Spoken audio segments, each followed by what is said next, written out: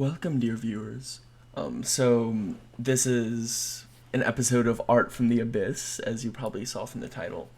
Um, and so far, I've been kind of segregating between the Pixels reanimated or reimagined series in Sketchbook, with kind of the cartoonish style that I use there, and then Art from the Abyss has been more of a painterly style in Art Rage 5.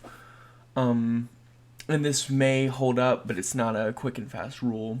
I guess it's just more of that it's easier for me to do the Pixels Reimagined in that style, and I also like to incorporate some of the painterly techniques, and so that's mostly why I do it. A tiny note before we get into it is that I'm going to start a Patreon, and so obviously I would really appreciate the support. And some basic things I'll include is I'll definitely include shout outs. I might make that like $3 or $5 or something. And patrons will be able to vote on some future projects that we'll do, and there will be some higher tiers where I will make more personalized content, and it won't be like super expensive. It might be like $10 a month. We'll get something. But yeah, so without further ado, I'm going to draw my brother's Kitten Boba. So it wasn't necessarily dead set on using an animal theme for this series, but I just wanted to do the rhino based on the Omori boss that I saw, and I just kind of wanted to do it, and so I continued the trend by wanting to draw. My brother got a new kitten, and I got to play with him a little bit. We are, as I mentioned before, his name's Boba, and we do like Star Wars stuff. We're watching The Bad Batch right now. And that's part of the name, but he also has little spots on his belly. You can't see it in the drawing that I do because I took a picture when he was curled up.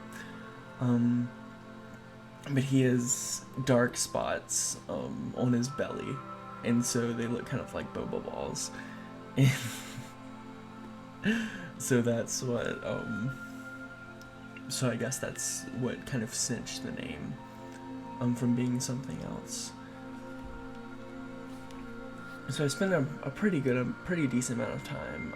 I don't think I quite spent an hour on it. And as you can see, it's sped up to ×6. Just so you can see the progress a little bit easier. And I don't think anyone needs to listen to me prattle on for an hour over a single drawing, at least. I do plan on doing some longer videos eventually, because I want to start on a project where I basically build a comic from scratch, and I'm going to start that in the next couple of days. I'm not exactly sure how I'm going to do it, like if I want to design characters to start with, or if I want to storyboard it kind of by a couple scenes or a couple of pages at a time. Kind of depends what I'm seeing, but yeah, so I'll most likely spend a decent amount of time on that, a lot of it brainstorming, so I might not necessarily be drawing the entire time. So I'm not sure if I'd try to stream that on Twitch. I mean, I haven't really done anything like that yet, or if I just try to edit down the videos a little bit more. I'm sure either way will be fine. I mean, I'm just kind of doing it to make it, because I don't really have a built-in viewership or anything right now. It's just kind of me doing what I want, and then it happens to be on camera. More of a project than anything, but it's been a good intrinsic motivational factor. So I changed it a little bit, where I definitely blocked in the colors, but I tried to make distinct areas that I could work with, and I do a lot of back and forth with my colors and my palettes.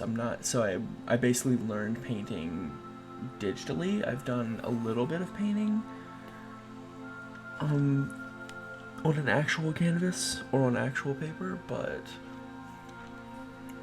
the way that I do painting, especially digitally, is just kind of messing with it and not being worried about making any mistakes, and just being willing to mix colors and whatnot. So similar to the Rhino, I went much more brown and earthy with this color scheme, when Boba is actually more gray.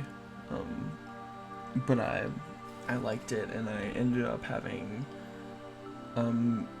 some cool browns. You can see the kind of greenish areas that I have, and so then to create some semblance of fur, I just constantly go back and forth with the brush strokes and lightening up the areas that need it, and then darkening up the areas that need it.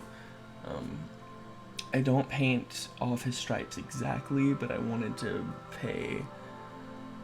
to give some indication of it, obviously, and it's over most of his body. And so I do some abstract strokes. I think this is,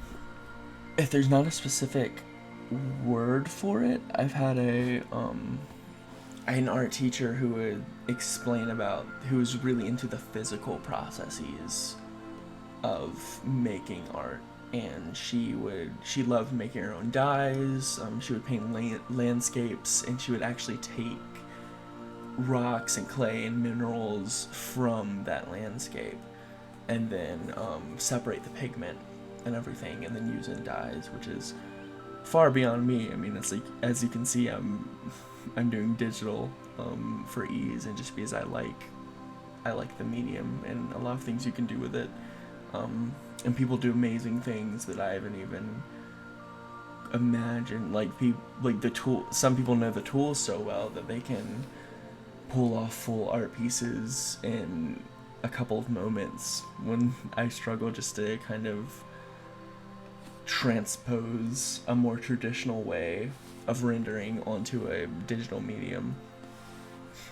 But anyway, so she was very much into the physicality of it, which may seem ironic since I'm drawing in a program, but instead of just going through the lights and darks of the image and rendering the fur that way, I kind of simulated how I would see the fur and the back and forth and the strokes to kind of give an impression. And I mean, like I said, I guess that ties into impressionism a little bit.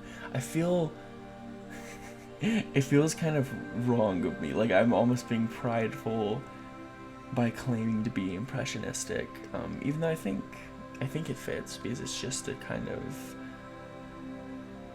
somewhat realistic painterly style. But anyway, so I've mostly finished up. I went through a little bit more color to go into it,